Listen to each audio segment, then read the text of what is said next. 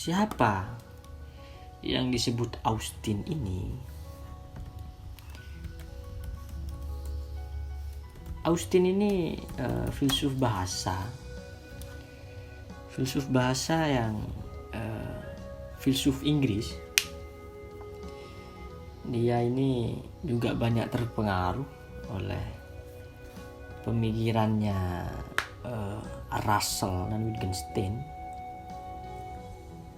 Juga dia banyak terpengaruh sama Leibniz, Kant, Gilbert Ryle, Georg Moore. Nah, dia banyak terpengaruh di situ. Yang nanti dia juga banyak mempengaruhi John Searle juga dalam pemikirannya. Itu John Searle. Nah, sebelum untuk memahami Derrida, kita harus paham dulu sebetulnya apa yang ingin pemikiran Austin ini yang ia ingin sampaikan.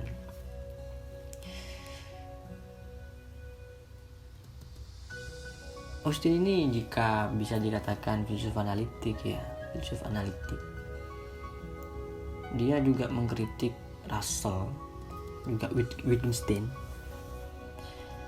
Nah, dari situ kita bisa nanti dari kritiknya Austin atas Russell dan Wittgenstein inilah teori speech act atau tindak tutur Austin dibangun.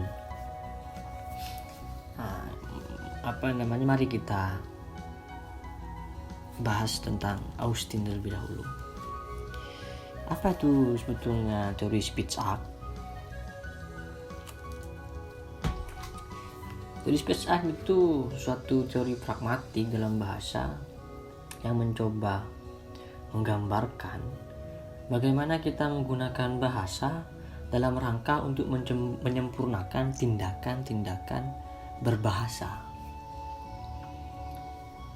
Nah, dengan kata lain, teori speech act ini teori pragmatik dalam bahasa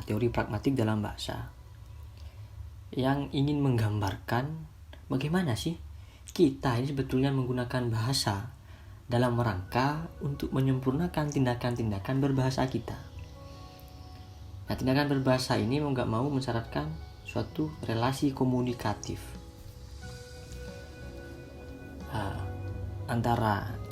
di dalam kita ngobrol ini sebetulnya, dalam aku menyampaikan pesan suara ini, itu juga masuk di dalam teori pragmatik bahasa, yakni speech act, tindak tuturku, tuturan, utterance itu. Nah, itu yang dinamakan sebagai teori speech act. Nah, Austin menyatakan bahwa filsafat bahasa sebelumnya, terutama Bertrand Russell dan Wittgenstein awal, itu bergantung pada asumsi bahwa tujuan dari bahasa adalah membuat pernyataan benar atau salah tentang realitas. Nah, jadi dengan kata lain, Bertrand Russell ini dan Wittgenstein awal itu ingin bahasa itu digunakan untuk justifikasi benar salahnya kalimat itu. Nah, itu corak utama dari pemikiran Russell dan Wittgenstein. Nah, bagaimana untuk menyatakan bahwa suatu kalimat itu bermakna dan benar itu jika proposisinya itu logis. Dan di titik itu bahasa itu terkait dengan konsep-konsep logika. Maka tak heran Russell ini berkata bahwa bahasa itu cermin dari realitas. Masalah filsafat selama ini itu semu pseudo problem itu gara-gara kita mempertanyakan suatu hal yang keliru. Karena bahasa kita itu jika tidak mengandung proposisi logis dan atomis, itu akan menyatakan realitas dengan salah. Maka muncullah teori-teori Russell menggunakan analisis atomis, analisis logis, proposisi logis dari suatu kalimat. agar kita dapat menyatakan realitas dengan benar. Dari situ saya bisa mengatakan bahwa Russell dan Wittgenstein awal itu berasumsi sama bahwa bahasa ini dapat digunakan untuk menjustifikasi benar salahnya realitas, dan ini berada dalam sisi epistemologis manusia dalam memperoleh pengetahuan. Dan tentu pengetahuan itu harus benar. Dan bagaimana cara kita untuk mendapatkan pengetahuan yang benar? Bahwa kita harus menggunakan bahasa dalam arti proposisi yang harus logis. Itu kata Russell. Bagi Austin itu tidak melulu seperti itu. Austin menyatakan pada dasarnya jika seseorang menyatakan sesuatu, dia juga harus melakukan sesuatu. Nah, jika seseorang mengatakan sesuatu, dia juga melakukan sesuatu. Misalnya aku menyatakan ini, aku melakukan sesuatu juga. Yang di situ kita butuh intensionalitas, butuh namanya ketertujuan. Menyatakan berarti juga ada gerak melakukan. Nah, di situ Austin yang nanti juga dibahas oleh Derrida tentang intensi itu. Nah, di titik speech act inilah pemikiran Austin muncul. Jika kita berbahasa menyatakan sesuatu, ya kita juga akan melakukan sesuatu. Nah, dan teori tindak tutur atau speech act-nya Austin ini, seperti yang kita tahu tadi, bahwa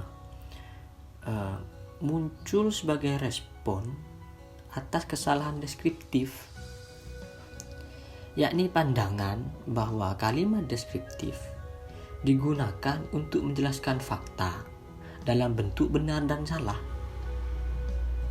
Gitu ya. Jadi teori tindak tutur Austin ini merespon kesalahan deskriptif fallacy, yakni pandangan bahwa kalimat deskriptif digunakan untuk menjelaskan fakta dalam bentuk benar atau salah, seperti Russell dan Wittgenstein itu ya. Nah, bagi Austin tidak. Bagi Austin banyak kalimat deklaratif, kalimat deskriptif yang tidak melaporkan, mendeskripsikan, atau tidak menyatakan apapun, sehingga kalimat deklaratif itu tidak dapat dikatakan benar atau salah. Nah, dalam suasana itulah pemikiran speech act Austin muncul dalam mengkritik kesalahan deskriptifnya menurut Austin, Wittgenstein, dan Russell. Oke. Itu awal dari munculnya esainya Austin, How to Do Things with Words ini.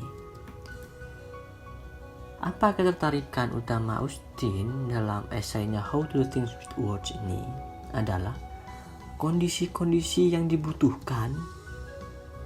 Apa saja kondisi-kondisi yang dibutuhkan untuk suatu kasus dalam tindakan komunikatif. Jadi Austin ini ingin mencari kondisi-kondisi apa saja yang dibutuhkan di dalam tindakan komunikatif kita. Nah, kita ambil contoh saya di esai saya itu. Jika seseorang ingin membuat suatu janji dan agar janji itu menjadi sukses terjadi, tampaknya masuk akal untuk mengatakan bahwa suatu janji itu mengharuskan suatu kesepakatan akan tempat. Dan hal itu, janji itu mensyaratkan kejelasan. Harus jelas. Dan kejelasan itu harus dengan pikiran, perasaan, dan intensi yang benar dalam tindakan berbahasa, agar janji itu menjadi sukses, terjadi. Itu ya. Jadi kondisi-kondisi itu harus ada intensi yang benar. Bahasa kita dalam tindakan komunikatif itu harus mengandaikan suatu kebenaran. Harus benar kita berbahasa agar tindakan komunikatif kita itu bisa berjalan dengan sukses. Nah, tapi Austin juga heran tuh. Jika kita membutuhkan syarat-syarat agar tindakan berbahasa itu tepat dan terjadi, ada kasus kita berhasil menggunakan bahasa tapi tak dapat dijelaskan oleh teori bahasa itu sendiri. Contohnya yang kata Austin itu apa yang ia sebut sebagai konteks yang tak serius, seperti fiksi, drama atau puisi, terutama soliloquy, reflektif diri. Nah, kita tetap dalam konteks yang tak serius itu, fiksi, drama atau puisi itu, kita masih tetap melakukan sesuatu dengan kata-kata. Tapi bagi Austin, hal tersebut tidak memenuhi kriteria dalam kasus common sense dari tindak tutur. Jadi kalau Anda jurusan sastra ya, fiksi, drama atau puisi itu, kata Austin Anda tidak memenuhi kriteria dalam kasus normal tindak tutur. Nah, jadi Austin lebih terfokus kepada yang namanya tadi itu, bahwa berbahasa harus mensyaratkan suatu ketepatan atau kondisi-kondisi yang dibutuhkan agar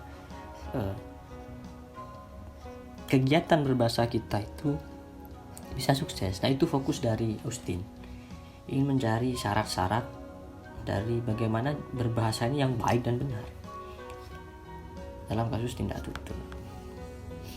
Nah, dalam esainya Austin ini, How to Do Things with Words ini, dia tidak bahas tentang konteks tak serius tadi ya. Austin tidak membahas tentang puisi, drama, fiksi, itu nggak dia bahas. Oke.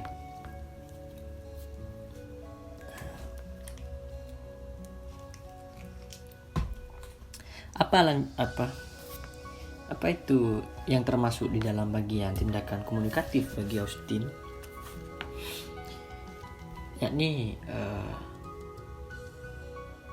ketika kita melakukan janji, menyapa, meminta maaf itu kegiatan bahasa yang lebih dekat dengan keasalian, dengan kemurnian bahasa. Dengan kata lain, dengan melakukan tindakan bahasa speech act itu dan menganalisisnya seperti tadi, berjanji, menyapa dan minta maaf, kita dapat merangkul bahasa dalam kemurniannya, sehingga makna itu, analisis bahasa itu menjadi maknanya tak kabur, dan kejelasan makna itu terang benderang dalam aktivitas kita dalam berbahasa. Dari situ kiranya kita bisa tahu ya apa sebetulnya yang Austin ini ingin bahas dalam esai ini, yakni tindakan komunikatif, tindak tutur melalui seperti kita membuat suatu janji, menyapa, minta maaf. Itu kan speech act tuh, teori pragmatik dalam bahasa. Dan itu menjadi bahannya Austin untuk menjelaskan makna yang gak kabur, intensi yang murni. Nah, dari situlah kita akan masuk ke poin penting dari esai Austin ini, yakni perbedaan antara konstatif dan performatif. Ini kan tindak tutur ya, kita bahas tentang tindakan komunikatif. Ketika kita bahas tindakan komunikatif, maka kita harus bahas tentang ujaran atau tuturan ya. Nah, di sini Austin membagi dua ujaran, utterance atau tuturan, yakni konstatif dan performatif. Nah, ujaran konstatif ini adalah ujaran yang